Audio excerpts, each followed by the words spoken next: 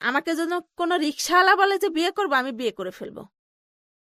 বা কেউ যদি বলে, সে যেই হোক, এমন বিশ্রী বকা দিয়ে বলল যে তোর আবার বোন হয়েছে, আমার মাথায় চড়ক গাছ, তোরা যদি কেউ কোথাও চলে যেতে চাস, কিসেন হোক, রিক্সাওয়ালা হোক, ভ্যানালা হোক, তোরা সেই তাদের সাথে চলে যেতে পারিস, আমার কোনো আসে যায় না। এটা কে বলেছে? আমার বাবা।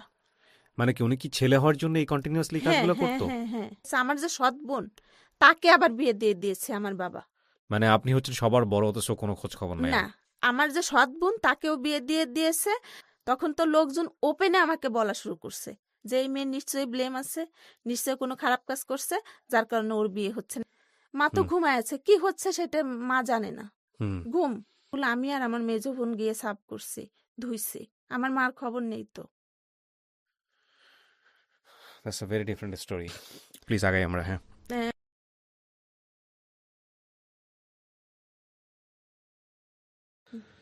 আসসালামু আলাইকুম প্রিয় দর্শক এবং শ্রোতা, ভালো আছেন আশা করি।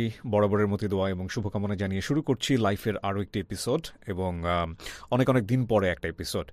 তো সেই জায়গা থেকে studio of creative arts limited 3 ধরনের অনুষ্ঠান নিয়ে আপনাদের সাথে আছে, আপনারা জানেন। একটা হচ্ছে ব্র্যান্ডিং বাংলাদেশ, যেটা মূলত স্টুডিও অফ ক্রিয়েটিভ আর্টসের একেবারে বেবি প্রোডাক্ট ছিল, একেবারে প্রথম অনুষ্ঠানটা দিয়ে শুরু হয় ব্র্যান্ডিং বাংলাদেশ। এর পরে যেটা আসে সেটা হচ্ছে আপন ঠিকানা, এবং তারপরে এসছে লাইভ, না, আপন ঠিকানার আগে সম্ভবত লাইভ এসছে।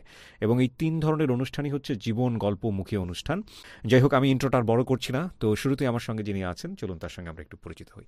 নামটা একটু প্রথমে বলতে হবে আমার যে। নাম ফারজানা সুলতানা। ফারজানা নিকনেম, সুলতানা। হ্যাঁ, নিকনেম শানু।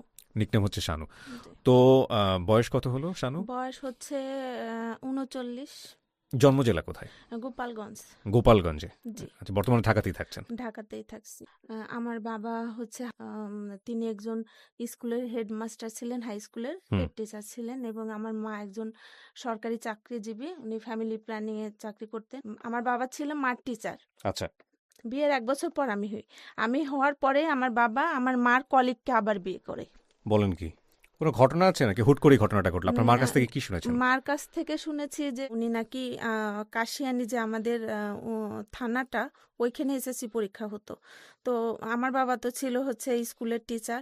তো যেদিন ফার্স্ট পরীক্ষা, মাও পরীক্ষা দিতে আসে, উনিও পরীক্ষা দিতে আসে। তো হচ্ছে এখন উনি আর কোথায় উঠবে, উনাদের বাড়ি আমাদের ওই থানা থেকে অনেক দূরে। আচ্ছা। তা উনার পিছনে অনেক ছেলে লেগে গেছে, সন্ধ্যা লেগে গেছে, ওই পরীক্ষা দিয়ে ওইগুলো নিয়ে ঘুরতেছে। তারপরে মা ধরে এনে, যেহেতু একসঙ্গে চাকরিতে জয়েন্ট হয়েছে, মার হচ্ছে বিয়ের এবং এসএসসি পরীক্ষার আগের চাকরি। তারপরে আপনার মা, মাও জব করতো? হ্যাঁ, মাও জব করতো, মার কলিগ। আচ্ছা। তারপরে হচ্ছে মা একটা বাসা টাসা ঠিক করে দেয়। আমার আব্বা রেগে যায়, তুমি ওই মেয়ের সাথে হ্যান ত্যান এভাবে। তো ওই যে যে পরিচয় দুলাভাই দুলাভাই বলতো। তো আমার বাবা আমার মার সাথে বিয়ে হওয়ার পরে আমার বাবা হচ্ছে, আমার মার পোস্টিং ছিল কাশিয়ানী থানায়, আর আমার সৎমার পোস্টিং ছিল মুর্শিদপুর থানাতে। দুইজনেই ফ্যামিলি প্ল্যানিং এ চাকরি করে আমার হুম।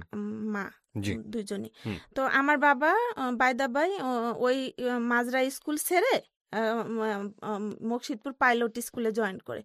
ওইখান থেকে উনাদের ভিতর হাই হ্যালো করে সম্পর্ক হয়ে যায়। তো একদিন এসে মার কাছে নাকি টাকা চায় বাবা।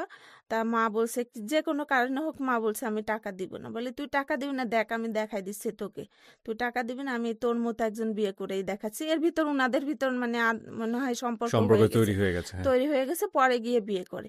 তো বিয়ে করার 1 বছর পরেই আমার সৎ ভাইয়ের জন্ম হয়। তো বিয়ে করার পর আপনার মা এটা অ্যাকসেপ্ট করলো? মা তো একসেপ্ট করেনি, মা ওইখান থেকেই পাগল পাগল, মানে উনি সেন্সলেস, 14 দিন নাকি একটানা, মানে অজ্ঞানের মতো ছিল আপনি শুনে। তখন 1 বছর বয়স। আমার তখন, আমি আর জন্ম মাত্র। নানু বাড়ি থেকে সিদ্ধান্ত হলো যে ওই ফ্যামিলিতে আর আমার মাকে দিবে না। আচ্ছা। তখন আমি আস্তে আস্তে বড় হতে লাগলাম। আমার কাকারা আবার আমাকে অনেক পছন্দ করতো। তারপরে ওই কাকারা যেত, যে আমাকে নিয়ে নিয়ে আসতো, আর মা কান্নাকাটি করতো। ওদের পিস পিস দৌড়ায় দৌড়ে চলে আসতো, এসে আবার আমাকে নিয়ে যেত। এভাবে করে লাস্টে আমার মেজো চাচা সিদ্ধান্ত নিল যে মাকে নিয়ে আসবে, আর আচ্ছা। আমার নানু বাড়ি থেকে দিবে না। আচ্ছা। কিন্তু মা বলে যে আমার মায়ায় মা হচ্ছে নানুদের কথা ছেড়ে চলে আসে। তারপরে এক পর্যায়ে অনুষ্ঠান করে আবার মাকে নিয়ে এসে, তো যেদিন নিয়ে আসে আমার বাবা উঠায়ে, সেই দিন হচ্ছে আমার মাকে এনে রেখে বাসর ঘর না করে আমার মা, আমার বাবা আমার ওই মার কাছে যে রাতে ঘুমায়, আর আমার মা সারা রাতে একা আমাকে নিয়েছিল। তো মাকে এনে একটা সোনের ঘরে থাকতে দিছে। সোনের ঘর তো চেনেন না, যান। সোনের ঘর অনেকেই, আমার দর্শক যারা আছেন শহর কেন্দ্রিক তারা বুঝবে না, এটা আসলে এক ধরনের গাছ, হ্যাঁ, এক ধরনের ওই যে ওই যে ঝাঁটা দিয়ে যেটা করে। হ্যাঁ হ্যাঁ ইয়েছে ওই ধরনের সনের ঝাঁটা আপনারা সোনের হ্যাঁ ঘর, এবং পাশে হচ্ছে খড়ির বেড়া। খড়ি চেনেন, পাট খড়ি? হ্যাঁ হ্যাঁ, খুব ভালো করে চিনি, হ্যাঁ, পাটকাঠি বলে, পাটকাঠির পাটের বেড়া। কাঠি যেটা হয়, তো হ্যাঁ। ওইখানে আমি থাকতে লাগলাম। এক পর্যায়ে আমি একটু বড় হই, বুঝতে শিখি। তো এরকম অবস্থা ছিল যে ওই সোনের ঘরের চালাতে সোনও ছিল না এবং ও, বেড়াও ছিল না। বৃষ্টি পড়লে আমি, আমার মা, আমার যে বোনগুলো ছিল তখন, আমরা হ্যাঁ, পুরো ভিজে যেতাম। মা, আপনার তখন আরো বোন হয়েছে? হ্যাঁ, আরো বোন হয়ে গেছে তখন। হ্যাঁ, মনে করেন যে তখন ছাতা দিয়ে আমরা হচ্ছে ওই ঘরে থাকতাম। বেতন পেয়ে যে আমার মা কিছু করবে সেটাও মাকে করতে দিত না। ও টাকাগুলো সব নিয়ে যেত। আর আমার মা হচ্ছে আমার বাবাকে যে এত ভালোবাসে, মানে আপনি বিশ্বাস করবেন না এখনো, যে পৃথিবীর সবকিছু যদি তার শেষ হয়ে যায়, তারপর আমার বাবা এক সাইডে, পৃথিবীর সবকিছু এক সাইডে, ওভাবে করে। পরে বৃষ্টি শেষ হলে মা ওই দিয়ে ঝাড়ু টাড়ু দিয়ে পরে ওই চাউলের যে তুষ কুড়া বলে না, হুম, ওইটা বিছাই দিয়ে শুকায় কোনো রকম আমরা রাত্রে কাটাইতাম ওহো, এভাবে। তারপরে হচ্ছে আমাদের একটা ঘর দিল। ঘর হচ্ছে এরকম দিল, পশ্চিম পাশে ঘর দিল, জোড় ঘর যাকে বলে, দুইটা ঘর একসঙ্গে, মাঝখানে পার্টিশন দিল। উত্তর সাইডে আমার সৎমা থাকতো আর দক্ষিণ সাইডে আমরা থাকতাম। তো আমার মা যে, আমার বাবা বিয়ে করার জন্যই কি উনি ওরকম হয়েছে না কেন হয়েছে আই ডোন্ট নো। উনি হচ্ছে আজীবন, মানে আমি দেখছি সারাটা জীবন ওষুধ খেয়ে ঘুমাইছে, দিন আর রাত 24 ঘন্টা। ও, জব জব করছে, বাট হচ্ছে রেগুলার যে ডিউটি, আমরা যেমন ব্যাংকে আসি আবার যা, উনি ওরকম ডিউটিতে যেত না, জাস্ট মাসে একবার দুইবার উনার মেন যে অফিস, ওই অফিসটাতে যেত, আর উনি ঘুমাইয়েই উনার জীবন চলতো। তো একে একে আমরা 7 বোন হয়ে যাই, 6 বোন হই। 6 বোনের পরে 7 বোন যেটা, সেটা হচ্ছে 6 বোন 7 বোন হয়, 13 বছর পরে আর একটা বেবি হয় আমার মার। আচ্ছা। ওইটা আহ, ওই ব্রাহ্মণ টামন ধরে টরে ওরা আপনার মা বলছে। নিজে পরিবার পরিকল্পনা অফিসে কাজ হ্যাঁ। করতো, কিন্তু নিজের তো ফ্যামিলি প্ল্যানিং ছিল বলে মনে হচ্ছে না, কারণ না না, হ্যাঁ? আমি এই জন্য আপনাকে ওই দিন বলছিলাম যে ভাইয়া, আমার গল্পটা শুনে আপনি বলবেন যে আপনার লাইফেও আপনি এরকম ফ্যামিলি দেখেন নাই বা শোনেন নাই। মানে আমার 2 my family planning A job করে। উনার হচ্ছে 8 বাচ্চা, ওনার 8 বাচ্চা? উনার 4 ছেলে 4 মেয়ে, আচ্ছা, আর আপনাদের 7 বোন। একই বছরে দুইটা দুইটা দুটো করে বেবি হতো? বেবি হতো। মানে হয় আমার মার 2 মাসের ছোট, ওর মার 2 মাস, ওইটা 2 মাসের বড়। মানে আপনারা সব মিলায় 15 ভাই বোন? 15 ভাই বোন, 16 ভাই বোন। আমার বাবার লাস্ট গল্পের মাঝে বলি, আমার বাবার আর একটা বিয়ে করেছে, সেটা হচ্ছে এই রিসেন্ট 2019 সালে সেটা ফাঁস হয়েছে। উনি 16 বছর আগে বিয়ে করে এক জায়গায় রেখে দিয়েছিল, সেইখানে একটা বেবি হয়েছে, সেই বেবি ক্লাস 7-এ পড়ে, তারপরে সেটা ফ্লাশ হয়েছে। গল্পের শুরু মাত্র, চলে নাগাই, তারপর? তারপরে হচ্ছে কখনো আমার ফ্যামিলিতে শান্তি দেখিনি। শান্তি বলতে, আমার বাবার মুখের ভাষা এত খারাপ যা আমি উচ্চারণও করতে পারবো না। সেই গালাগালিটা বা বকা বলেন, সেটা যখন আমি বড় হই বা আমরা বোনরা বড় হই, সেই বকাটা এমনভাবে দিত যে মাকে যে বকা দিচ্ছে, আমার বাবা কিন্তু বিএসসি বিএড করা, এবং উনি অনেক ব্রিলিয়ান্ট স্টুডেন্ট। আমাদের এলাকায় এক নামে উনাকে চেনে, আমাদের থানাতে বলেন, জেলাতে বলেন, আমাদের ইউনিয়ন বলেন, সব জায়গায়। মানে এমন বিচ্ছিরি ভাষা আমার লাইফে আমি কাউকে দিতে শুনিনি। যেটা মাকে দিচ্ছে সেটা আমাকেও দিচ্ছে, যেটা আম্মাকে দিচ্ছে সেটা আমাকেও দিচ্ছে। সব ভাই বোনের ক্ষেত্রে এরকম করতো? লাস্টের ভাই বোনগুলোর সাথে আর পারে নাই, কারণ ওরা হচ্ছে প্রতিবাদী ছিল। আসলে এটা সব সময় চলতো। আমি যে কোন ঘটনায় বলবো যে ভাই আমার বাবা গালাগালি, মানে মানে এটা রেগুলার রুটিন? রেগুলার জিনিস ছিল, যে আমি বলবো যে না একদিন বলছিল সেটা আমি বললাম। এটা হচ্ছে আমাদের লাইফের একটা নিয়মিত পার্ট, পার্ট? লাইফের একটা পার্ট। মানে আমাদের বাসাতে, আমাদের ঘরে যে গন্ডগোল বা ঝগড়া, আমার সৎমা আমার মা, আমার বাবা আমার মা, আমার সৎমা আমার বাবা, বা আমাদের, এটা হচ্ছে রেগুলার। এবং আমার বাবা যতক্ষণ বাড়িতে থাকতো ততক্ষণই এটা চলতো। জাস্ট ইমাজিন দ্য সিচুয়েশন, 16 ভাই বোনের একটা পরিবার, 2টা মা এবং বাবা, সবকিছু মিলিয়ে ওনাদের কথা হচ্ছে যে রেগুলার রুটিন হচ্ছে ঝগড়া। হ্যাঁ। এবং ঝগড়ার ডাইমেনশনগুলো আপনারা দেখেন, কখনো 2 মায়ের ঝগড়া, কখনো ভাই বোনের মধ্যে ঝগড়া, কখনো বাবার সাথে সৎ মায়ের ঝগড়া, কখনো বাবার সাথে নিজের মায়ের ঝগড়া। হ্যাঁ। মানে উনি বলতেছে এটা ওনার লাইফের একটা পার্ট পার্ট, ছোটবেলায়। হ্যাঁ। ভেরি ইম্পর্টেন্টলি ২ বেলা খেতে না পারা, একবেলা খেয়ে মানুষ হওয়া, কিন্তু সংসারে শান্তি আছে। এইরকম একটা পরিবার, আরেকটা পরিবার হচ্ছে ৩ বেলায় খেতে পাচ্ছে, অর্থের অভাব নাই, কিন্তু সংসারের মধ্যে এরকম অশান্তি। ডেফিনেটলি আমি মনে করি দ্বিতীয় যে পরিবারটা বা দ্বিতীয় যে উদাহরণটা আমি দিচ্ছি সেটা ভয়ঙ্কর রকমভাবে কষ্টে থাকা একটা পরিবার। কারণ মানসিক শান্তি না থাকলে কিন্তু সন্তানেরা গ্রো করে না। আমি হচ্ছে খাবারও পেতাম না ভাইয়া, ৩ বেলা খাবারও পেতাম না। কেন পেতাম না জানেন? আমার মা তো ঘুমায় থাকতো, মা তো হুম ঘুমায় আছে, কি হচ্ছে সেটা মা জানে না। হুম। ঘুম, ঘুম আর ঘুম। যা যা আপনাদের নিজে নিজেই করতে। যা জানে, স্কুলে চলে গেছি না খেয়ে, স্কুল থেকে এসে যে খাবো, সকালে বের হয়েছি, সন্ধ্যা লেগে গেছে, প্রাইভেট পড়ে এসে উম, খাবার নেই, হুম আমার মার খোঁজ নেই, ঠিক আছে, জামা নেই। আমি যে একটা হেডমাস্টারের মেয়ে, আমার মা যে চাকরি করে, আমি ক্লাস 9-এ উঠে আমি জুতা, চামড়ার জুতা পরেছি। আমাদের নিয়ে সমাজে উপহাস করতো। খেলতে গেছি, আমাকে খেলতে নেয়নি। কেন নেয়নি জানেন? আমার কোলে বাচ্চা, আপনার বোন বা আপনার আমার ভাই। হ্যাঁ, আমার এইখানে এই যে এরকম এরকম ফুটো ফুটো ওঠে, জার কাটা বলে বাংলা, মানে হ্যাঁ হ্যাঁ হ্যাঁ হ্যাঁ। ওগুলো হয়ে গিয়েছিল ভাই বোনদের ধরতে কোলে ধরতে। কোলে নিতে নিতে। এমনও হয়েছে সময় যে আমি ওকে ধরে রাখতে রাখতে ও পেশাব করে দিছে, আমি ওকে রাখতে পারতেছি না, আমিও পেশাব করে দিছি ওর সাথে। ও এরকম অনেক অনেক ঘটছে। কিংবা আমি ওকে থামাইতে পারতেছি না, আমার জিহ্বা চাটাচ্ছি ওকে। ও আমার মাই মা গড। ঘুমিয়ে আছে, সকালবেলা বাচ্চারা হাগুমুতু করে না রাতে, ওইগুলো ধোয়ার কোনো আপনি যেহেতু খবর নাই। সবার বড় ছিলেন, হ্যাঁ। হ্যাঁ, ওগুলো আমাকেই ধুতে হবে। সেটা হোক, মানুষ আমাকে কত লাথিচড় মেরেছে, কত বেশি কথা বলেছে, আমি ধুইতে গেছি, এই এত এত পাজা পাজা কাঁথা হাগু। আমার একটা বোন ছিল অনেক বড় হয়ে পায়খানা করতো, ওই পায়খানাগুলো আমি আর আমার মেজো বোন গিয়ে সাফ করছি, ধুইছি। আমার মার খবর নেই তো। That's a very different story. Please আগাই আমরা, হ্যাঁ। আমি যখন বড় হই, 8-9-এ পড়ি, তখন আমার টর্চারটা আরো বেড়ে যায়। বাসার সাইডটা ছিল দক্ষিণ সাইড, ওই সাইডে রাস্তা ছিল।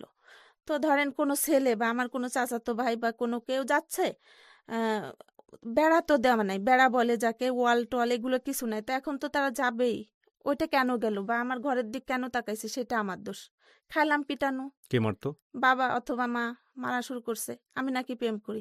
আসলে আমার ভিতর প্রেম ভালোবাসা ওই ধরনের কোনো ওই টাইপের কিছু ছিলই না।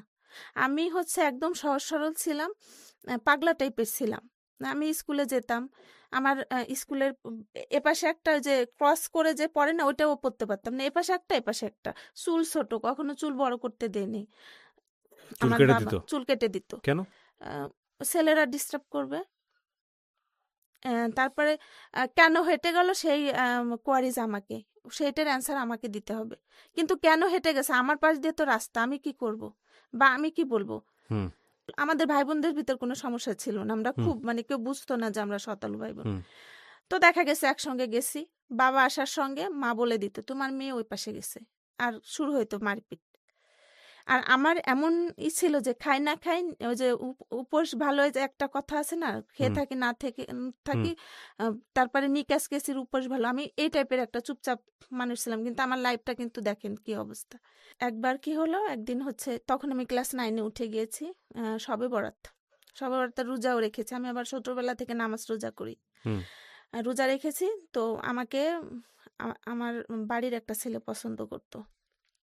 তা আমাদের ফ্যামিলিটা তো আমার অনেকেই ভয় পেত, যাই হোক, তো বলার আর সাহস পেত না। ওই ছেলেটা বাই দা বাই, আমি ওই দিন আবার রেজাল্ট দিবে, আমি যাচ্ছি, তো কিসের রেজাল্ট?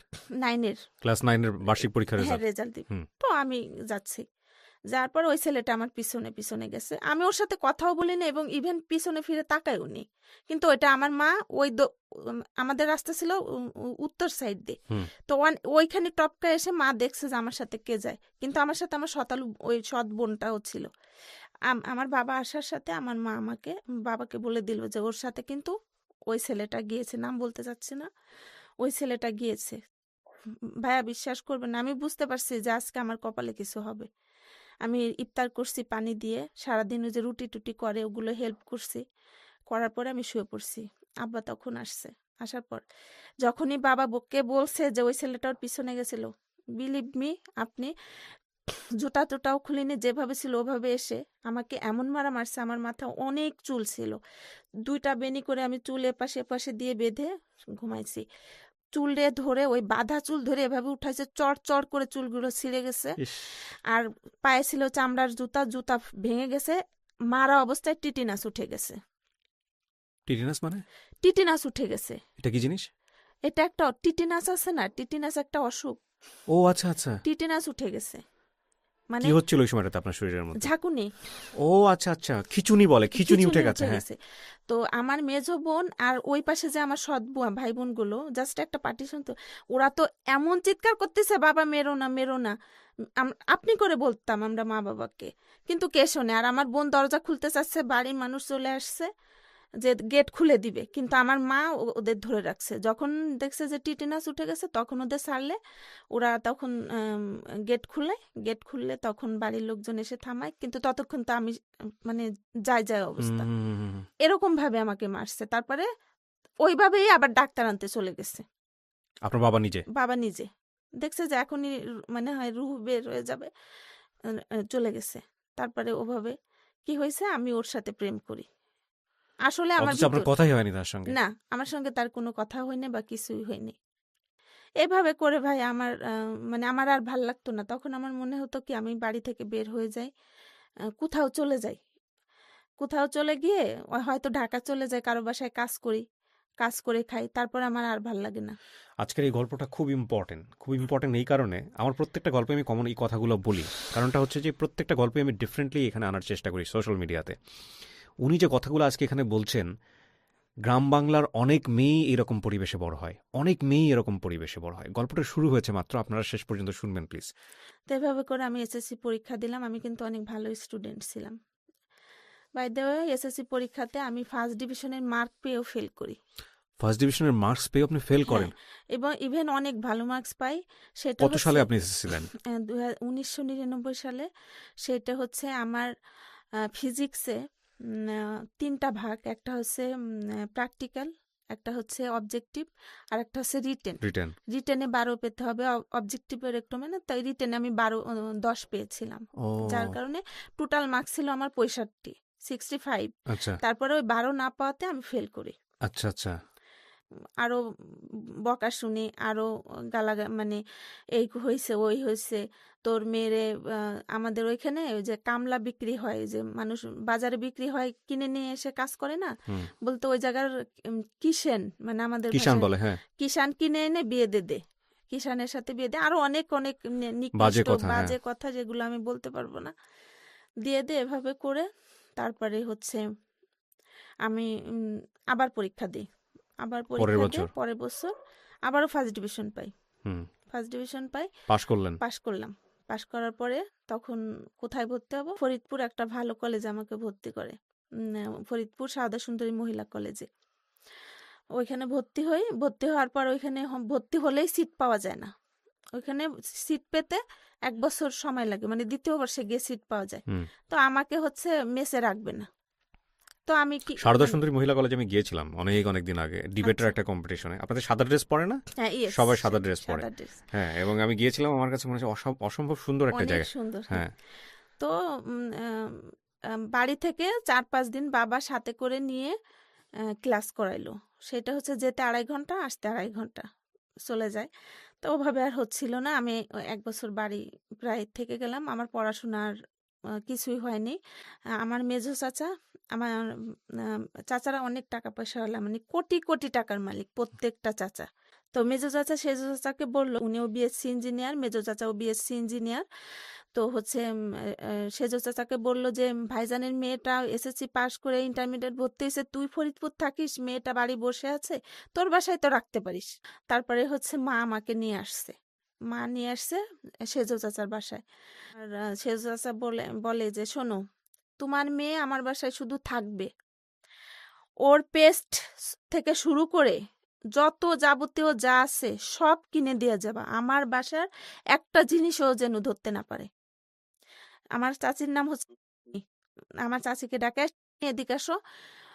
পরে আসছে, বলে ও যদি তোমার বাসার কিছু ধরে, ওরে একটা লাথি মেরে বাসা থেকে নামাই দিবা। আমার চাচা বলে, কিন্তু সে এটা আপনার বাবার সামনেই? আমার মার সামনে, বাবা মার সামনে, আসেনি। আচ্ছা। আমার কাকা কিন্তু কোটিপতি, থাকতাম ভাইয়া একদম রিফিউজির মতো। এটার পরেও থাকলেন ওখানে? হ্যাঁ, এই কথা বলার পরেও হ্যাঁ, থাকলেন? থাকার পর কি হয়েছে মানে কতদিন থাকার পরে উনি উনি হচ্ছে আমার চাচি কাজের মেয়েকে খুব মারতো। তো আচ্ছা। কাজের মেয়েকে খুব মারতো, কাজের মেয়েটা বলল কি, আপু তুমি বলো না, আমি হচ্ছে চলে যাব, আমি এত মার খেয়ে আর থাকতে পারতেছি না, আমার বেতনটা দিলে আমি চলে যাব। তা ওনার মাস পুড়ে গেলে বেতন দিলে ও কাপড় চোপড় নিয়ে চলে গেছে। চলে গেলে ওই ব্লেমটা আমাকে দিচ্ছে যে আমি ওনার কাজের মেয়ে খেদাই দিচ্ছি। তো হচ্ছে আমি তো জাস্ট আমি জানি যে ও চলে যাবে, আমি ভয়েও বলিনি যে ও চলে যাবে। এরপরে আমাকে কি করলাম, আমি কলেজ থেকে আসছি, আসার পরে চুলটা ধরে, আমার মাথায় কিন্তু অনেক চুল, এখন আমার মাথায় এত পর্যন্ত চুল, চুলটা ধরে ধাক্কায় একেবারে এভাবে করে বাসার বাইরে বের করে দিল। ও, যে বের হয়ে যাও, এখানে থাকতে হবে না। থাকতে হবে না। তো আমি আর বাসায় ঢুকি নেই, বাসায় না ঢুকে আমি চলে আসছি। কোথায় আসলেন? এর ভিতর ফরিদপুর আর আমাদের বাড়ির মাঝখানে আমার ছোট আর বড় খালা বাড়ি করে। আচ্ছা। তো আমার বাড়িতে এই যে যখন আমি ইন্টারমিডিয়েট ভর্তি হই, এরপরে যে ছুটি ছাটা আমি পেতাম, আমি আর বাড়িতে আসতাম না। আমি ওই খালার বাড়ি কষ্ট হলেও খালার বাড়ি থাকতাম, কারণ বাড়ি আমার ভালো লাগতো না। হুম। পরে ওভাবে করে আমি আম, আমার ওই খালার বাড়ি আসলাম, এসে কান্নাকাটি করছি। তারপরে উনি তো দেখছে সন্ধ্যা লেগে গেছে, একটা আমি বড় মেয়ে। তারপরে উনি হুন্ডায় বাড়ি চলে আসছে, এসে বলছে শানু আসছে, বলে কি না, এই তো আমার আব্বা আম্মা কান্না। পরে রাতে আব্বা আম্মা ওই সিএনজির মতো আমাদের ওইখানে ওইটা ভাড়া করে আমার খালার বাসায় আসছে, ভাবছে যে ওইখানে আসছে। পরে এসে দেখে কি আমি ওইখানে। পরে যখন আর ওই হলো না, আমি পরে আর উনার বাসায় যাইনি। হুম। তারপরে বাড়ি চলে আসলাম। তাতে কি হলো, আমার ফার্স্ট ইয়ারে আমার গ্যাপ পড়ে গেল। তো আমি যখন হোস্টেলে উঠলাম, উঠার পরে তখন ক্লাস করতে গিয়ে আমার আর ভাল লাগে না, কারণ হুম। আমি সবাই অ্যান্সার করতে পারছে, আমি পারছি না। তারপরে ব্যাচ খুঁজে পাই না, ফার্স্ট ইয়ারের ব্যাচ নাই, সব সেকেন্ড ইয়ারের ব্যাচ। ব্যাচ মানে কি, টিউশনির ব্যাচ? হ্যাঁ, টিউশনির ব্যাচ। এর মধ্যে আমার মেজো বোন, আমি হোস্টেলে থাকতে আমি জানি না, ও হচ্ছে আমাদের বাড়িতে আমাদের সম্পর্কে ফুফাতো ভাই হয়, আমার চাচাদের সাথে থাকতো আর কি। ওকে বিয়ে করে ফেলে হুট করেই? হুট করে, নিজেরা নিজেরা? নিজেরা নিজেরা হুম। বিয়ে করে ফেলে। আপনারই ছোট?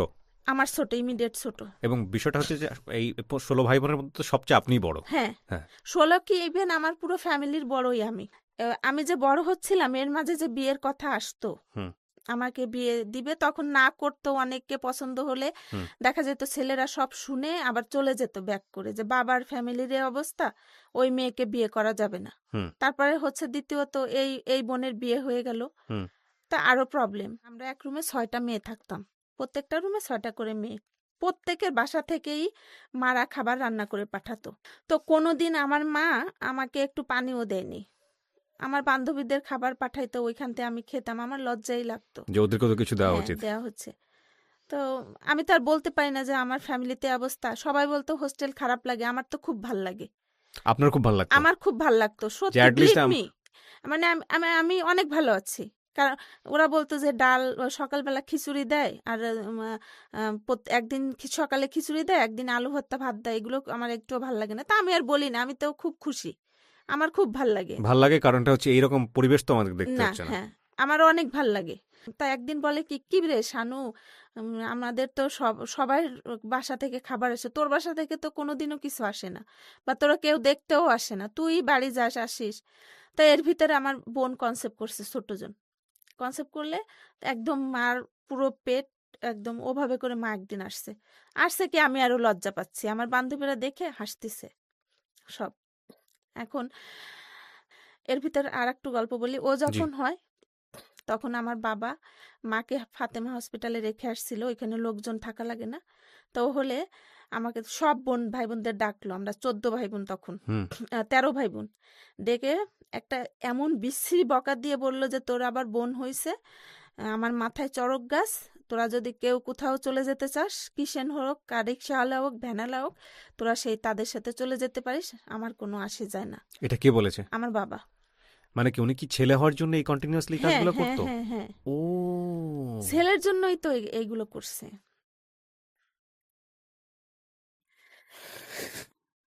আপনার 16 ভাই বোনের মধ্যে এখন ছেলে কয়জন? আমার তো ভাই তো নাই, আমার মার পেটে আপনার কোনো মা ছেলে পেটের নাই। ছেলে নাই আর ওরা সব 4 ভাই 3 বোন। নানু ছিল হচ্ছে একটু আদি যুগের, তো বলতো 3 মেয়ে পর ছেলে হবে, 4 মেয়ে পর হবে, আরে এবার ও হবে, এভাবে আচ্ছা করে আচ্ছা ওরে ওনারে আরো পোষলায় পোষলায় এভাবে করে হতেই থাকলো। তাই এই যেহেতু উনার বাচ্চা হতো, কিন্তু কষ্টগুলো আলটিমেট আমার হতো।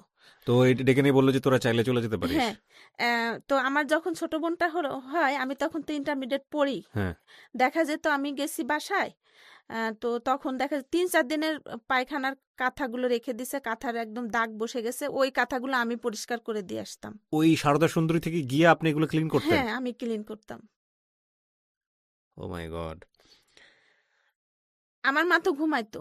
হ্যাঁ বা আমার বোন যে বিয়ে করলো যাকে, সে হ্যাঁ তো মূর্খ, আচ্ছা মানে লেখাপড়া সে জানে লেখাপড়া না। শেখে না হ্যাঁ সে আমাদের ফুফাতো ভাই দূর সম্পর্কের, কিন্তু হ্যাঁ থাকে আমার চাচার সাথে, ও হ্যাঁ আমাদের সাথে যায় না। হ্যাঁ সেই জন্য সে বাড়ি ছেড়ে প্রপারে চলে আসে কাশিয়ানীতে, থানার উপরে। আচ্ছা এই ছেলেটা চলে আসে ছেলেটা না, আপনার মানে আমাদের পুরো ফ্যামিলি বাড়ি ছেড়ে, মানে গ্রামে কথা শুনতে হচ্ছে না। সামাজিকতার জায়গাটা থেকে একটা স্ট্যাটাসের জায়গা থেকে হ্যাঁ, ঝামেলা হচ্ছে যে কারণে সে হ্যাঁ, গ্রামই ছেড়ে দিল গ্রামই ছেড়ে দিল। এবং আমার চাচাদের প্রেশার আছে না, কারণ আমার চাচারা তো, আমাদের ফ্যামিলি তো ওই গোপালগঞ্জ ডিস্ট্রিক্টের নাম্বার 1 ফ্যামিলি। তারপরে হচ্ছে ওই বোনের কাঁথাগুলো গিয়ে যে জমা রাখে, আমি সারদা থেকে যে দেখতাম 2-3 দিনের কাঁথা জমে আছে, সবুজ সবুজ হয়ে গেছে, ওগুলো আমি হুম ক্লিন করতাম।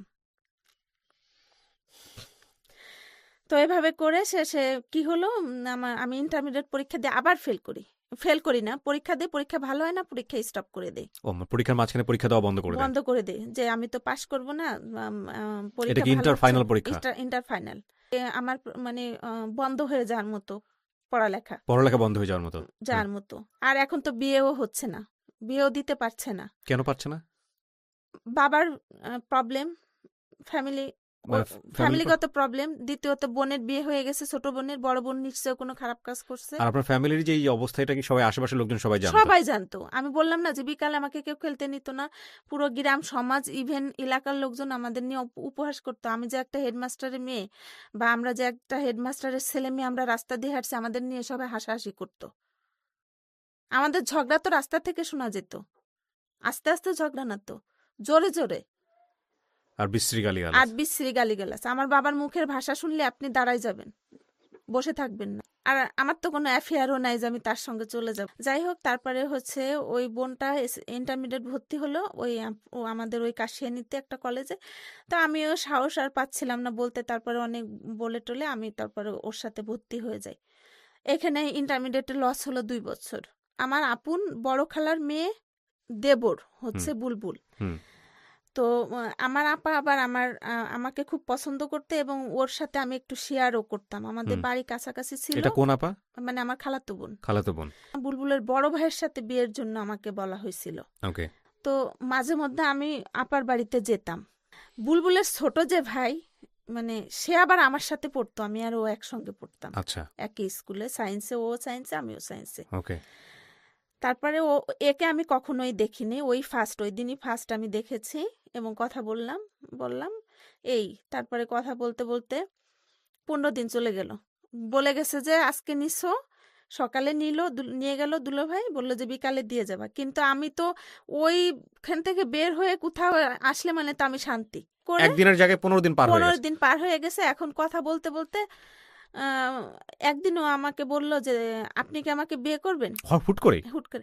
না, এর ভিতর আমি বলি আমার মনে মনে এমন ছিল যে আমাকে যেন কোনো রিক্সাওয়ালা বলে যে বিয়ে করবো, আমি বিয়ে করে ফেলবো, বা কেউ যদি বলে সে যেই হোক।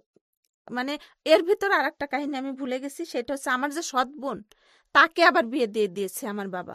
মানে আপনি হচ্ছেন সবার বড় অথচ কোনো খোঁজ খবর নাই না, আমার যে সৎ বোন তাকেও বিয়ে দিয়ে দিয়েছে। তখন তো লোকজন ওপেনে আমাকে বলা শুরু করছে যে এই মেয়ে নিশ্চয়ই ব্লেম আছে, নিশ্চয়ই কোনো খারাপ কাজ করছে, যার কারণে ওর বিয়ে হচ্ছে না। এখন তো আমি হয় চলে যাব, তখন আমি টাকা সবসময় আমার কাছে রাখতাম, 500-600 টাকা গুছায়ে, যে হয় আমি চলে যাব, না হয় মারা যাব, সুইসাইড করব। চলে যাবো মানে যে কোনো ছেলের সাথে চলে যাবো যে কোনো ছেলে না, মানে ঢাকা যাব, বা কোথাও কারো বাসায় কাজ করার জন্য চলে যাব। কোনো ছেলে থাকলে তো চলেই যেতাম, ছেলে তো আমার নাই। মানে বিষয়টা এরকম হয়ে গেছে যে খড়কুটো যাই পাই সেটা ধরে বাঁচার ধরে চেষ্টা বাঁচার চেষ্টা করব।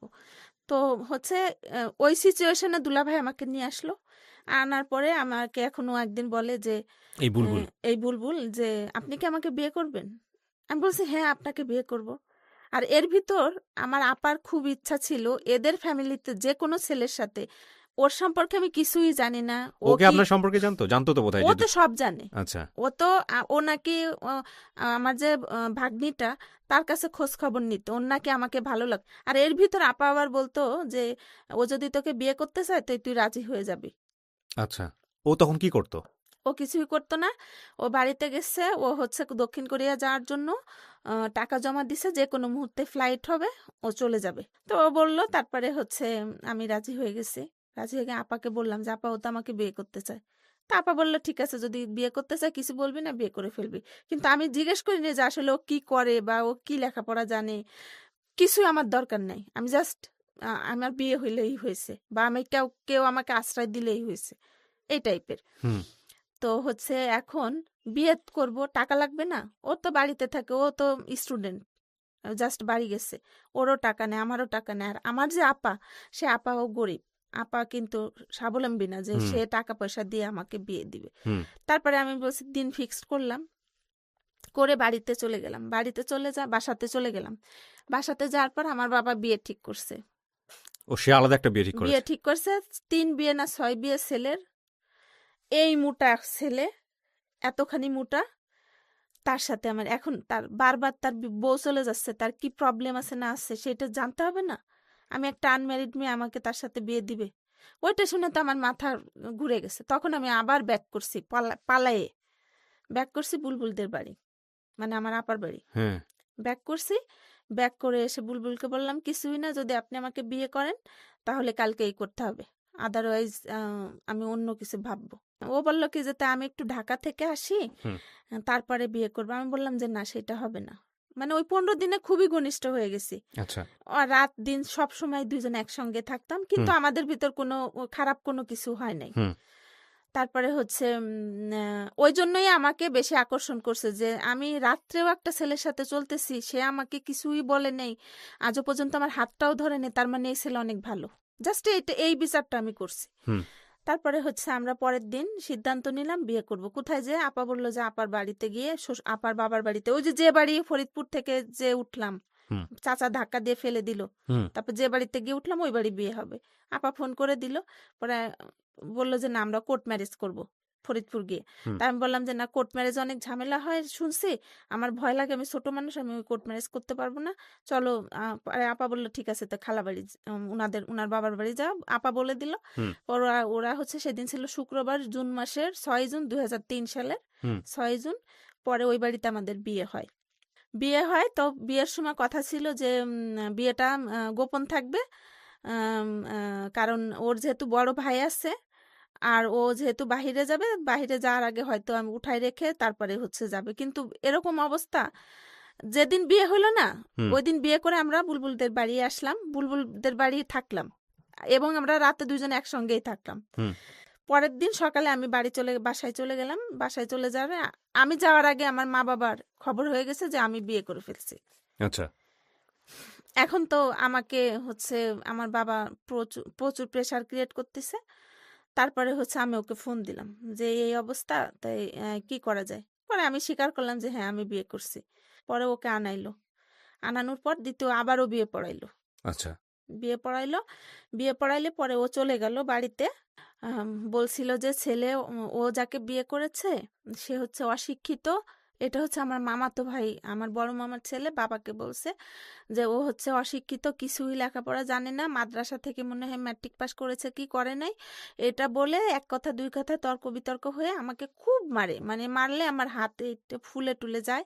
পরে আমি তখন ওর বাড়িতে খবর নেই, ও তখন ঢাকাতে, তখন তার ফোনের এত ছিল না, আমি কোনো ওর সাথে আর কোনো ট্রেস করতে পারি না। তখন আমি বাসা থেকে বের হয়ে যাই, বের হয়ে চলে যাই আমার এক খালা বাড়ি। তারপর অনেক খোঁজাখুঁজি করা হয়, করে তারপরে হচ্ছে পায় আমাকে। তারপরে ও আসে 3 মাস পরে। আম, আহ, আহ, আমার দেবর, যে দেবরটা আমার সঙ্গে লেখাপড়া করতো, ও শুনলাম যে ও বাড়ি আসছে। পরে আমি ওকে ফোন দিলাম যে সালাউদ্দিন, আমার তো এরকম এরকম হচ্ছে, আমাকে খুব অত্যাচার করতেছে, মারামারি করতেছে, আমি তো এখানে আর টিকতে পারতেছি না। তাই তো যেহেতু বিয়ে হয়ে গেছে, এখন তোমরা কি আমাকে নিবা না, না নিবা না? সেটা বলো, যদি না নাও তাহলে আমি আমার পথ ধরি। কিভাবে নিয়ে আসবে? বুলবুলের তো টাকা নেই, আমার শ্বশুর বেঁচে ছিল। তো এই যে আমি ইন্টারমিডিয়েট আমার আবার শুরু হয়। এই শ্বশুরবাড়িতে যাওয়ার হ্যাঁ, পরে আপনি পরে ও ইন্টারমিডিয়েট শুরু হয়। একটা প্রাইভেট ঠিক করে দিল, ওর তো ইনকাম নাই। তারপরে ও প্রাইভেট আমাকে ঠিক করে দিল ইংরেজি। আমি ছিলাম হচ্ছে এক সিলেবাসের, এরপরে যে চেঞ্জ হলো না, আমি চেঞ্জের সিলেবাসে পড়ে গেলাম। ঝামেলা হয়েছে, ওরা দক্ষিণ কোরিয়া যাওয়া হলো না। তো ও কি করতো, মাঝে মাঝে ঢাকা আসতো। ঢাকায় এসে ওর বন্ধু বান্ধবদের কাছ থেকে কিছু টাকা নিয়ে যেত। যাওয়ার পরে তারপরে হচ্ছে প্রাইভেটের টাকা দিতাম, কলেজে যাওয়ার ভাড়া দিত, এভাবে করে চলতো। তো আমাকে এত পছন্দ করতো আমার শ্বশুর, মানে বলার বাইরে। আমি যদি তোরা আমাকে এক নালা খাবার দিবি না, আমি আমি তোর কাছে দুই নালা চাই না। ওই এক নালা আমি ভাগ করে আমি অর্ধেক খাবো, আমার বৌমাকে অর্ধেক দিব। তোরা তারপরে ওকে কিছু বলবি না। তারপরে এভাবে করে চলতে থাকলো 1 বছর। ও হচ্ছে ওরকম প্রাইভেট পড়তাম। তারপরে ঢাকায় এসে ওই বন্ধু বান্ধবের কাছে টাকা পয়সা নিয়ে যেত। আর ওই কাজ করা লাগতো দেখে ও আমার নোটগুলো পর্যন্ত করে দিত। এই আপনার জামাই? আমার হাজবেন্ড ও বলতো যে তুমি তুমি কাজ করো, তুমি আর কোথ থেকে কটুক নোট করা লাগবে কিংবা কি লেখা লাগবে বলো, আমি আমি করে করে দিচ্ছে। দিচ্ছি। বাহ! তারপরে রাতের খাবারটা কি হতো ভাইয়া, সবাই খেয়ে চলে যেত, ও খেত না আমার জন্য। কারণ ও হচ্ছে আমার জন্য ওয়েট করতো, বলতো তোমার পড়া শেষ হলে তারপর আমি খাবো।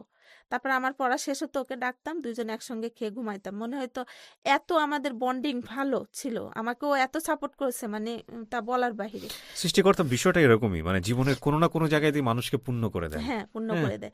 আমার যে জামা ছিল না, বা আমার হাজবেন্ড আমাকে কাপড় দিতে পারছে না, বা আমাকে প্রাইভেটের টাকা অন্য জায়গা থেকে, বা আমি 2টা জামা পরতেছে, আমি কিভাবে চলে আসছি ওই বাড়ি থেকে, আমার পুরানো একটা শাড়ি পরে আমি এদের বাড়ি আসছি, আর আমার পুরানো 2টা সালোয়ার কামিজ নিয়ে, এই নিয়েই আমি ওদের বাড়ি আসছি। এসে ওই 2টা জামা কাপড়ই আমি পরতাম। পরে ঢাকা থেকে আমার ননদ একটা ড্রেস কিনে দিয়েছিল। এভাবে করে আমার 1 বছর কাটে। পরে 1 বছর পর আমার শ্বশুর মারা যায়। শ্বশুর মারা গেলে ও এর 1 বছরের মাথায় ও ঢাকা চলে আসে। আর দেখি যে আর চলে না, মানে চলতে পারতেছে না আমার পড়াশোনা। তো আমি ওভাবে করে ওই 1 বছর পরে আমি ইন্টারমিডিয়েট পরীক্ষা দিয়ে একবারে ভালো মার্কস নিয়ে পাশ করে যাই। পাশ করার পরে আচ্ছা। ও ও চলে আসে। চলে আসলে আমিও চলে আসি আমার কোথায় শ্বশুর চলে মরে আসেন? গেলে। ঢাকাতে। দুজনেই ঢাকায় চলে আসেন? হ্যাঁ, ও আগে চলে আসে। আমার শ্বশুর মারা গেলে আমিও চলে আসি। তখন তো আমি ইয়াং, আমি তো একা বাড়ি থাকতে পারি না। একটা সাবলেটে উঠলাম। ছোট্ট একটা রুম, ১৭০০ টাকা ভাড়া ছিল। ও আর একটা ছেলে থাকতো। পরে যখন আমি আসবো দেখে সে ছেলেটাকে বাদ করে দিয়ে, ও তখন ৫,০০০ টাকা বেতনে গার্মেন্টসে চাকরি করত। ও গার্মেন্টসে জব করতো? হ্যাঁ, আচ্ছা। গার্মেন্টসে চাকরি করত। আমরা থাকি ফ্লোরে। ফ্লোর করে ঘরে কিছুই নাই, জাস্ট একটু হাঁড়ি পাতিল ওভাবে করে। ফর্ম কিনারও তখন টাকা ছিল না। আর আমাকে কোচিংও করাইতে পারিনি, ইভেন একটা বইও কিনে দিনে ভর্তি বই। হুম। কারণ তো আমার দুজনে আ ভাড়া দিয়ে টিয়ে চলা খুব কষ্ট হয়ে যায়। আর আমার তো কেউ খবর নেয় না। খোঁজ কোথায় আছে, খবর কি নেই হচ্ছে, কোনো না। খোঁজ খবর নাই। খোঁজ খবর নেয়, বা মা একটু হেল্প করবে, মা চাকরি করে যে মেয়ে এইভাবে, মানে ওই টাইপের কিছুই না। তারপরে ভর্তি হয়ে ইডেনে পরীক্ষা দিই, ইডেনে চান্স পেয়ে যাই। চান্স পেয়ে ওইখানে রাষ্ট্রবিজ্ঞানে ভর্তি হই আমি।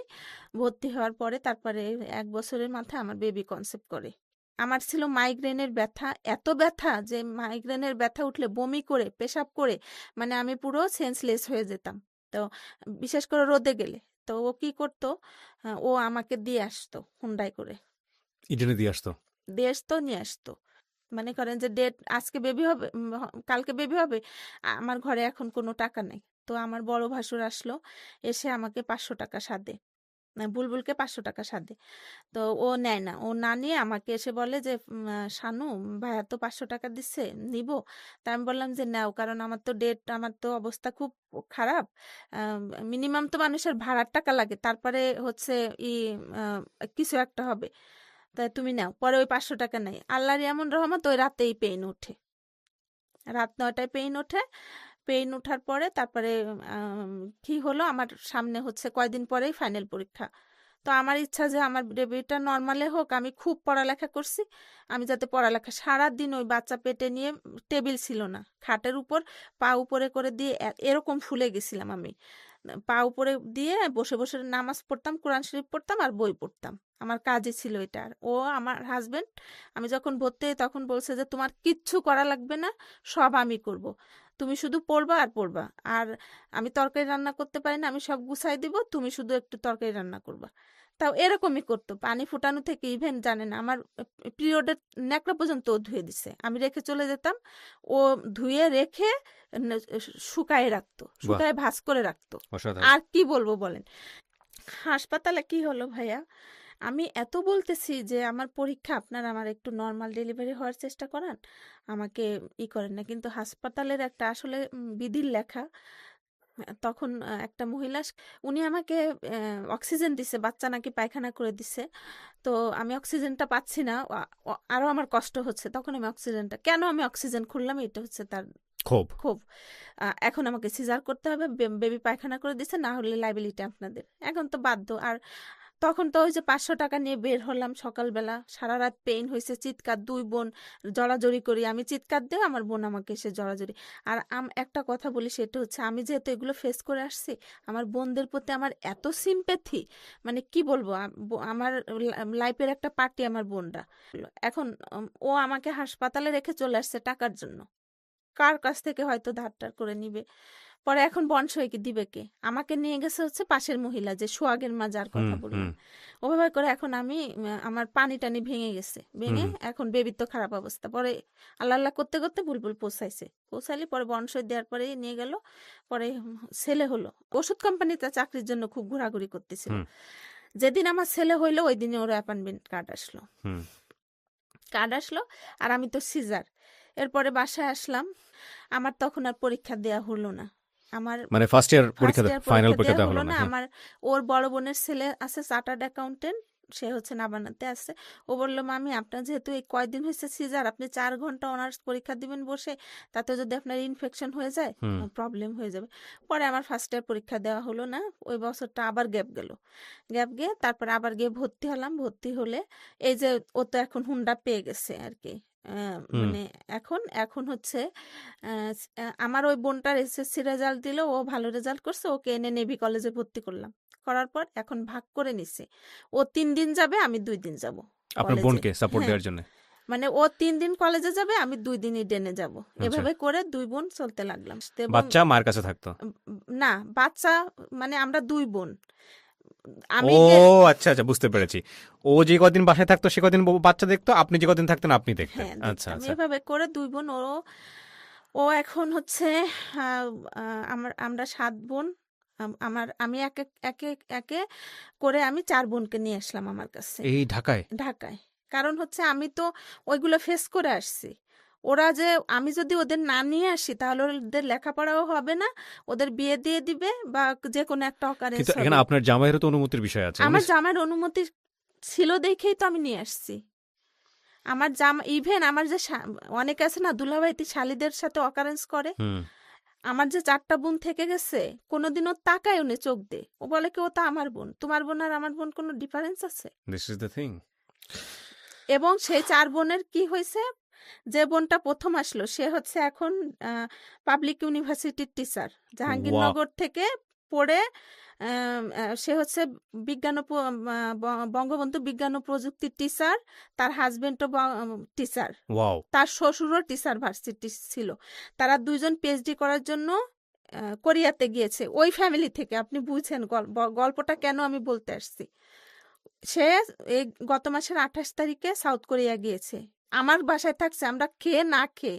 আমি যে কত কষ্টে সংসার চালাইছি এই 4টা বোন নিয়ে। ও আপনার বাসায় এসেছিল যখন, তখন ও কোন ক্লাসে পড়তো বা তখনও আমি ইন্টারমিডিয়েট ভর্তি করি, প্রত্যেকটা বোনকে আমি ইন্টারনেট সেখানে ঢাকা নিয়ে এসে ভর্তি করেছে? হ্যাঁ। তারপরে আরেকটা বোনকে, যোগ্য পরিবেশ পেলে সন্তান কি হতে পারে দেখেন জাস্ট। শেষে আমার আরেকটা বোন জাহাঙ্গীরনগরে চান্স পেল, এবং সে জাহাঙ্গীরনগরে ফার্স্ট ক্লাস 36 বছরের সর্বশ্রেষ্ঠ রেজাল্ট আমার বোনের। কোন ডিপার্টমেন্টের? অ্যানথ্রোপোলজি। ওকে এখনো পড়াশোনা করতেছে? ও ভার্সিটির টিচার। ও জাহাঙ্গীরনগরের টিচার? ও জাহাঙ্গীরনগর না, ও বিজ্ঞান ও প্রযুক্তির টিচার। ও জাহাঙ্গীরনগরে ওর হওয়ার আপনার কথা 2 ছিল। বোনই বিজ্ঞান ও প্রযুক্তির টিচার? হ্যাঁ, ও পিএইচডির জন্য এজ এ রেডি, ও যাবে। ওকে। আর বাকি 2জন? আর বাকি যে 2জন, একজন কুয়েটের সেকশন অফিসার, আচ্ছা, কুয়েটের, আর একজন চাকরির জন্য ট্রাই করতেছে। ওর বিয়ে হয়েছে সাবার, বাড়ি টাড়ি আছে। মানে বিয়ে শাদী সব দিয়ে দিয়েছেন? হ্যাঁ ভাইয়া, বিয়ে শাদী কেউ, আমার বাবা একটা মেয়েকেও বিয়ে দেয়নি। এই 4 যে বোনের কথা বলেন, এরা আপনাকে ক্রেডিট দেয়? এরা আপনাকে সম্মান করে? অনেক সম্মান করে, অনেক সম্মান করে। এটা হলো সফলতার একটা পার্ট। আরেকটা হচ্ছে ওনার গল্পটা কোথায় যাচ্ছে, কারণ উনি তো ইডেনে আছে, ওনার বাকি গল্পটা আমরা একটু জানি। হ্যাঁ, তারপর? এরপরে ফার্স্ট ইয়ারে রেজাল্ট হলো, সেকেন্ড ইয়ার এভাবে করে বুলবুল তো হেল্প করতে আছে, পড়াশোনা করতেছি। তারপরে হচ্ছে অনার্স কমপ্লিট করলাম, মাস্টার্স কমপ্লিট করলাম। ও মাস্টার্স পরীক্ষা দিব, তখন আমার বেবি 24 দিন সিজারে হয়েছে, আমার সেকেন্ড বেবিটা। হুম। তখন আমি শুনলাম যে আমার পরীক্ষা, জাস্ট ও নীলক্ষেত থেকে বই কিনে এনে দিল, আমার ননদকে নিয়ে আসলাম, আমার ননদ সারাদিন ওকে রাখতো আর আমি সারাদিন পড়তাম। হুম। এভাবে করে পরীক্ষা দিলাম ভাইয়া।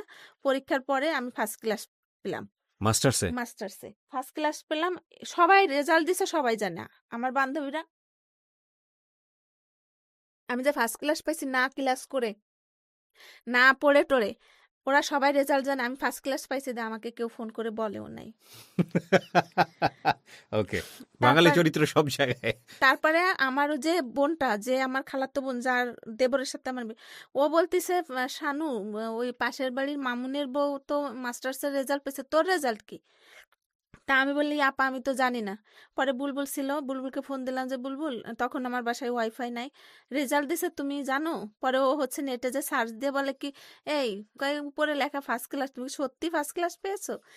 আমি বলি কি দেখো ভালো করে। পরে দেখে যে সত্যি আমি ইডেনে ফার্স্ট ক্লাস পেয়েছি। তারপরে হচ্ছে আমি আপনার যখন অনার্সে সেকেন্ড ক্লাস ছিল, মাস্টার্সে ফার্স্ট, মাস্টার্সে ফার্স্ট ক্লাস, এসএসসিতে ফার্স্ট ক্লাস, আর ইন্টারও ফার্স্ট ডিভিশন, ইন্টারে, এসএসসি তো ফার্স্ট হ্যাঁ, ডিভিশন। সে চাইতো যে আমি কিছু একটা হই, মানে জীবনে কিছু একটা করি। করি, হ্যাঁ। হুম। তার জন্য সে একটুও কার্পণ্যতা বোধ করিনি, এবং যত দূর হেল্প করার, যত কাজ করার, রান্না করার, সব করছে সে। আমার হাজবেন্ড এখন অনেক ভালো একটা বড় জায়গায় আছে। আমি ওনার ওছিলাতে আমি মাননীয় প্রধানমন্ত্রীর সাথে কথা বলি, আমি তার কাছে যাই, তার পায়ে সালাম করি। মানে এটা কি ব্যক্তিগতভাবে যোগাযোগ? হ্যাঁ, ব্যক্তিগতভাবে। আচ্ছা, এখন সে ওইখানেই আছে। মানে আপনি প্রধানমন্ত্রীর অফিসে জব করে? জব কি করে করে না, আসলে উনি? উনি ফার্স্ট ক্লাস কন্ট্রাক্টর, প্রধানমন্ত্রী সাপ্লাই ও, অ্যারেঞ্জমেন্ট করে। যে চেয়ারম্যান স্যার, আমাদের এখন বর্তমান চেয়ারম্যান স্যার, উনার হাতে সিভিটা দেওয়ার পরে আমাকে ডেকে নিয়ে 1 সপ্তাহের ভিতরে আমার জয়েনিং দিল। কত সালে জয়েন করলেন আপনি? জয়েন করলাম 15 সালের জানুয়ারি। 14 সালেই জয়েন করার কথা ছিল, ডিসেম্বরে ওই বন্ধ পড়ে গেল। আমি 15 সালের জানুয়ারি 1 তারিখে জয়েন করি। প্রিয় দর্শক এবং শ্রোতা, এখানে যে ঘটনাটা উনি বললেন, এই জব পাওয়ার পেছনে ওনার হাজবেন্ডের যে চেষ্টাটা, এটাকে উনি বিস্তারিত বলেছেন। আমি খুব সংক্ষিপ্ত করে আপনাদের সামনে আনলাম। অর্থাৎ পাশ করলেন যে সেখানে ওনার হাজবেন্ডের ভূমিকা, এবং জবের জন্য যে দৌড়দৌড়ি করা বা চেষ্টা করাটা, সেটাও ওনার হাজবেন্ডেরই ভূমিকা। জি, তারপরে জব পাওয়ার পরে কি হলো? জব পাওয়ার পরে চাকরি হলে কি করতো, আমাকে ঘুম থেকে ডাকতো না। ও উঠে আমার বাসায় যে লোকজন ছিল তারা হচ্ছে ওকে রেডি করে দিত, ও হচ্ছে নামাই দিয়ে যেত। তখন আমি গাড়ি কিনিনি, হুন্ডা নামাই দিয়ে পরে আমাকে গিয়ে ও উঠাতো, উঠায়ে আমরা দুজন গোসল করে একসঙ্গে, তারপরে আমাকে নিয়ে বের হতো। বের হয়ে আমাকে অফিসে দিয়ে, তাও রমনাতে দিয়ে, তারপরে ওর অফিসে আসতো। তখন ও জব করে, এই যে ইসে হুম। জব করে। তারপরে হচ্ছে আবার আমার 6টার সময় গিয়ে যত কাজ থাক, ও জবের পাশাপাশি বিজনেসও করতো। আমার ওইখানে গিয়ে আমাকে গিয়ে নিয়ে আসতো। এরকম করে 1.5 বছর চললো। 1.5 বছর পরে আমি আর পারতেছিলাম না, ও পারতেছিল না, কারণ হুম। এত যাতায়াত। তারপরে হচ্ছে আমি ট্রান্সফার নিয়ে মিরপুরে চলে আসি। তাতেও আমার হাজবেন্ড আমাকে একা ছাড়েনি, তাও সে আমাকে সাথে করে দিয়ে আসবে, নিয়ে আসবে, মানে যত দূর সম্ভব। অসাধারণ, অসাধারণ। এই তারপরে গল্পগুলো না আমাদের পারিবারিক ভিত্তিগুলোকে অনেক বেশি মজবুত করবে। মানে আমি নিজেও আমি সারা জীবন এত গল্প প্রচার করেছি মানুষের, এতটা মানে স্মুথ হয় সম্পর্কগুলো, সুন্দর হয়। এটা আমি আসলে নট ওয়ান টাইম, আপনি নিজেও বোধহয় একটা গল্প শুনেছেন ব্র্যান্ডিং বাংলাদেশে, আমরা প্রচার করেছিলাম। প্রথম যে গল্পটা ছিল বোধহয়, এটা হচ্ছে হাজব্যান্ড ওয়াইফ রিলেশনশিপের উপরে প্রথম। হ্যাঁ, একটা দুটো গল্প গাছে এরকম রিসেন্টলি আমরা একটা করলাম, এর বেশি ভালোবাসা যায় না, হ্যাঁ, হ্যাঁ, ব্র্যান্ডিং বাংলাদেশের করলাম। ওয়াইফ হচ্ছে বিসিএস অফিসার, হ্যাঁ। হাজব্যান্ডের পড়াশোনায় নাই সেভাবে। এরপরে আপনাদের মতো গল্পগুলো কিন্তু অনেক আসছে, এবং আমি নিজেও অবাক হচ্ছি যে সাংসারিক যে সম্পর্কের বুনিয়াদ, এটা এত শক্ত হতে পারে। ও অসাধারণ। মনে করে কি জানেন, আমরা দুইজন এক, মনে হয় কি ওর বুকটা ফেরে যদি আমাকে ও ঢুকায় রাখতে পারতো, তাহলে মনে হয় ওর শান্তি হইতো। আমি ছোট ছোট প্রশ্ন করে এই বাকি পার্টটুকু শেষ করতে চাই। তার আগে যে লোকটাকে নিয়ে কথা হচ্ছে, উনি আমার স্টুডিওতে বসে আছেন, অপেক্ষা করছেন। আজকে ওনাকে একা ছাড়েন নাই, উনি সাথে করে নিয়ে আসছেন।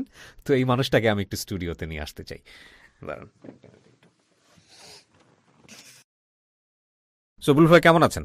আলহামদুলিল্লাহ আছি ভালোই। আপনি ভালো আছেন? আমি এরকম গল্প পেয়েছি যে ওয়াইফকে সাপোর্ট করেন, এবং ওয়াইফ হাজব্যান্ডের সাপোর্টে জীবনে অনেক দূর পর্যন্ত যায়।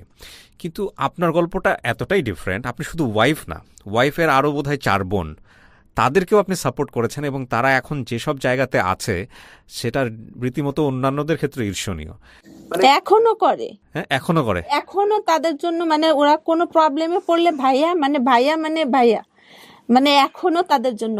তো বুলবুল ভাই কেন মানে না, আসলে প্রতিটা মানুষেরই সামাজিকভাবে যদি কারোর সাথে ওয়াইফ বলতে স্ত্রী এমন একটা পার্ট যে সে আমি তো ডিফারেন্ট কিছু না, যদি তার কোনো পারিবারিক সমস্যা হয় সেটা তো আমাকেই, আর ওর বিশেষ করে ওর ভাই নাই, ও হলো সবার বড়, সবার বড় বলে একটা দায়িত্ব তো থাকে। এবং আমার ব্যক্তিগতভাবে আমি অন্যভাবেই প্রতিটা মানুষের জন্য যদি কোনো বিপদের জন্য থাকে, আর এ তো স্ত্রীর শুধু আমার বোন না ভাইয়া, যে কোনো এখন মানুষের জন্যই আমি আমার অবস্থান থেকে আমি সবসময় জন্যই কাজ করি। এখন মানে তাতে আমার আপনি নিজেরটা হারাই হইলেও আমি মানুষের জন্য কাজ করে। মানে আমি যে জীবনে এত কষ্ট করে আসছি ভাইয়া, আমি আরো এখন এমন আমরা পজিশনে যে গ্রামে, ওদের গ্রামে মানে একজন মন্ত্রী গেলেও এত মানুষ হয় না, আপনি বিশ্বাস করবেন না। মানে যদি শোনে বুলবুল বাড়ি যাবে, মনে হয় যে আমার ওই বাড়িতে লোক ধরে না। ওই যে এবার করোনা প্যান্ডামিকের জন্য তো বাড়ি যেতে পারিনি, মানুষ মনে হয় যে সব ফেড আপ হয়ে গেছে। আপনি বিশ্বাস করবেন না, এভাবে খালি পকেট থেকে বের করে কোনো দেখা দেখি নাই। আমাকে জানাই নিবে একভাবে, আমি নিব একভাবে, ও আমাকে না জানাই নিবে একভাবে। আমার অত টাকা পয়সা অত মানি অন্যান্য মানুষের মতো অত বেশি না, তারপর তো ইনশাল্লাহ ভালো লেভেলে মানুষের সাথে আমি চলি। তাতে দেখি যে অনেকের ওয়াইফ দেখা গেছে তারা একটা বাংলা ল্যাঙ্গুয়েজে কথাটাই ভালো শুদ্ধ উচ্চারণ করতে পারে না। এইগুলো তো আমরা দেখে অভ্যস্ত। এখন ওটা আমি ছোটবেলা থেকে ফিল করতাম যে এরকম কোনো একদিন তাকে সেট করার দরকার। ও যখন ওকে আমার সাথে পরিচয়, তখন ও সবচেয়ে ভালোই লাগছে যে ও এসএসসিতে সেই আমলে ফার্স্ট ডিভিশন পাইছে, যে অবশ্যই তার পিছনে যদি আমি ইনভেস্ট করি, মানে তারা যদি ধাপে ধাপে উঠানোর চেষ্টা করি, হয়তো ও উঠতে পারবে। তো সেই অনুযায়ী ও মোটামুটি অল্পতেই ড্রাইভ দিলেই ও ইয়ে কথায় কথায় কিন্তু একটা জিনিস চলে আসে আমাদের সংসারে, যে খোটা দেয়া যে ব্যাপারটা, যে তুমি এরকম একটা পরিবেশে বড় হয়েছো, তোমার কাছ থেকে এর থেকে আর কি বেশি এক্সপেক্ট করতে পারি। না বলুক, আপনি জিজ্ঞেস করেন আমার সম্পর্কে নেগেটিভ কি আছে। না, এটা আসলে ও এক একজন এক এক নেচারে। আমরা তো গ্রামে, আমিও গ্রামে বড় হয়েছি, অনেক ফ্যামিলি ফিজিক্যালি দেখছি তাদের বড় হওয়া, মানে ছোট থেকে বড় হওয়া পর্যন্ত, বেড়ে ওঠা পর্যন্ত দেখছি। তো তা ওর যে বিষয়টা এটা যে ওই বললাম না, যার নৈতিক দিক দিয়ে যে যে একজন ব্যক্তি হিসেবে যে মানুষের একজনের খোটা দিয়ে কি বড় কিছু তো পাওয়া যায় না, তাকে ছোট করা মানে নিজেও তো ছোট হওয়া। সেজন্য এসব জেনেও যে আবার বারবার এগুলোর এই করি। আর আমি মানে ভাইয়া মানুষের ছোট করা জিনিসটা আমি এমন একটা লোক, ধরেন একজনের সাথে অনেক বিচার আচার অনেক আপনি জানেন এই প্রত্যেকটা বোনকে ও সাথে করে নিয়ে ভর্তি করতে নিয়ে গেছে। আমার দুই বোন একসাথে নেভি কলেজে ভর্তি করতে নিছি। একজনকে ব্লাড টেস্ট করার জন্য হচ্ছে ব্লাড নিছে, আর একজন দেখে ও ভাইয়া মানে দুইজন, ও অজ্ঞান সেন্সলেস, ওকে আমি ধরছি, আর একজন ও ধরছে। মানে এরকম টাইপের, মানে নিজের বোন। এবং মানে অর্থনৈতিক যে খুব আমার বাবা সাপোর্ট করছে তাও কিন্তু না। ওর ভাইয়া আপা কলেজে যাব, টাকা লাগবে, ও বলছে যাও দেখো